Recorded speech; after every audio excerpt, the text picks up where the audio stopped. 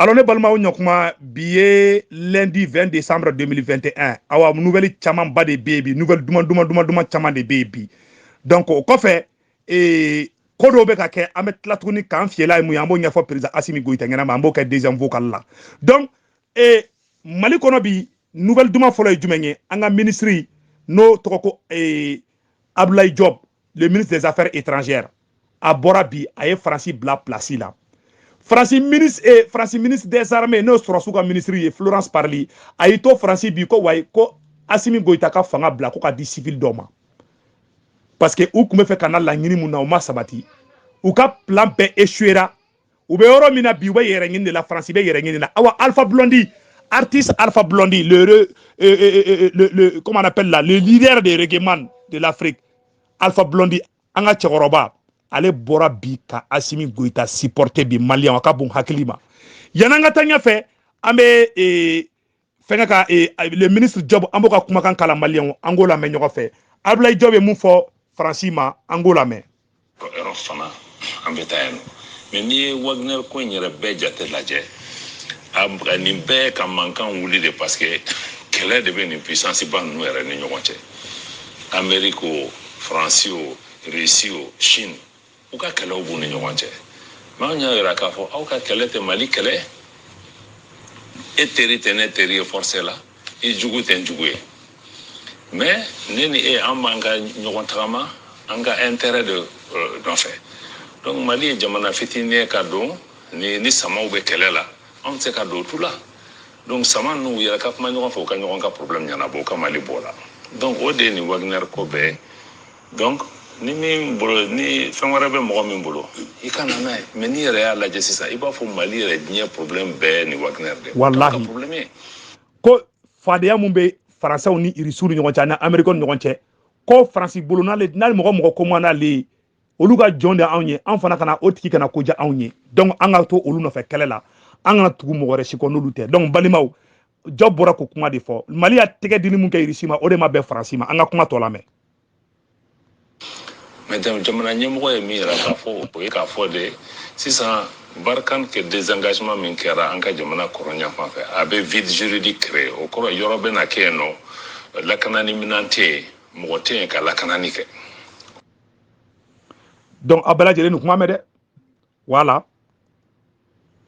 y'a lajɛ jamana tun bɛ bolo min kan o tun ye de transition kɔnɔ gouvernement tun bɛ ka baara kɛ pour que ka sécurité lakanani nati ka bɔ Kayi fo ka se Mopti mara la mais nord ni accord de paix de bɛ yen nɔ groupe ninnu an n'olu bɛ bɛn a la ni élection bɛ kɛ mais sisan nɔ aw n'u tagalen min filɛ ça veut dire que nord élection par exemple aw b'a kɛ ni mun ye parce que moyen tɛ yen donc il faut que gouvernement ka taa moyen de ɲini a bɛ sɔrɔ yɔrɔ min pour que k'an sécuriser bon ko aw bɛ nin mankanba min na Wagner la est ce que dɔ nana ka Mali ɲininka ne ko mun de problème b'i da la n bɛ se k'i dɛmɛ yɔrɔ min mais bɛɛ bɛ na la ni ye Wagner kɛ n bɛ nin k'i la ni ye Wagner kɛ n bɛ nin k'i la o t'anw ka problème ye anw ka problème ye de an bɛ se ka maliyɛnw lakana cogo min ni minnu y'an teri yɛrɛ yɛrɛ olu k'an kana dɔn an y'an teri dɔw bɛ ka na o dɔw bɛ ka na olu bɛ k'an ɲininka bon nin problème nin bɛ yen dɛ aw hakilina t'a la.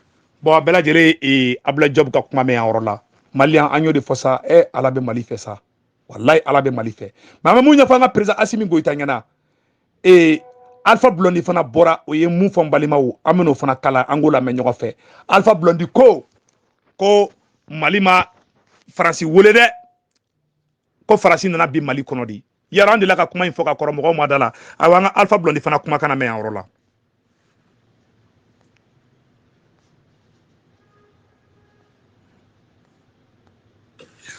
C'est pourquoi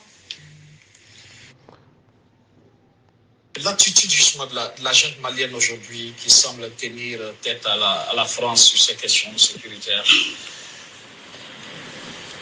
Tu veux rire? Yo, je prends un exemple. D'abord, qui a appelé la France au Mali? C'est le Mali. Non. Non. Le plan d'envahir le Mali était prévu depuis 2010, sinon plus. Ok? Ko Faransi a ye kuma mun fɔ ayiwa anga ministry et comme on appelle là Django Sissoko sigira kuma kelen kan Francis nana bi Mali kono di Django Sissoko ko le Francis surasu de Francis avion de wele ko kana terroriste bombarder ko Mali surasu be baraka duguma ko Francis yu to la ko ka taka Kidali mine ko di terroriste ma balimaw anga Django Sissoko fana kuma kana me yaro Alpha Blondy bora ka nyoro fo awa Django Sissoko fana mu fa ango fana kala ango la me nyongo fe balimaw ala ye kiti bange déjà o. C'est clair, nous demandons une intervention militaire rapide, une intervention aérienne. C'est précisé, une intervention aérienne. Nous n'avions pas besoin d'une intervention au sol, parce que l'armée malienne était quand même prête à poursuivre les terroristes au sol. Et du coup, notre Traoré demande un... Ah ben là, je l'ai dit, nous avons demandé une intervention aérienne, pas une intervention au sol. Au corps mouillé, quand il y a français avion de Wole, coucou avion qui a terrorisé ou gain, comme Ali Surasu Beto Douma, ou you banco bara de ou taradron kanto bara de Kuka Surasu Bayiriga Blagata Kidali. Quand Balikante donc Kidali, Francis Bina, en kona awa Francis manan deme. Mogo ba bois d'aka foko Francis nanan deme, billahi Francis manan deme, Malion, après vous be flé. Anya ni foka teme, anga ministre munu yere Francis Surasu Francis avion wolo o de bora ka kuma fo. Mogo bi se ka donga teme oluka. Django Sissoko bora ka kuma info tande. Django Sissoko ku ye jongu da ka premier ministre de Django Sissoko bora ka fo français la nya traduit au yeba mananga na sanno. Uma Francis Surasu wole u ye Francis avion de wole. Mais Francis yu diagoya de ka biu kono ka tla ku bla ka diagoya contrat ou signé. Mais ne jigiru la alo bera ne jigira nuna u kunga tien fo malion ngana temene ko fo ya fo. Donc balima tien de bangale flet tanto. Donc amena mune yira awla tuguni balimaw yaro anga ministre job fana kuma na bi Alpha Blondy fana be ka bobi ka Mali Surasu soutenir bi amba fo de ma ko tari Alpha Blondy kuma mu fana fo Union africaine mogoma ango kuma ka fana kala. Je dis qu'il y a des traîtres au sein de l'Union africaine. Des traîtres qui ont vendu le continent. D'où doit venir le déclic? D'où doit venir la solution selon vous?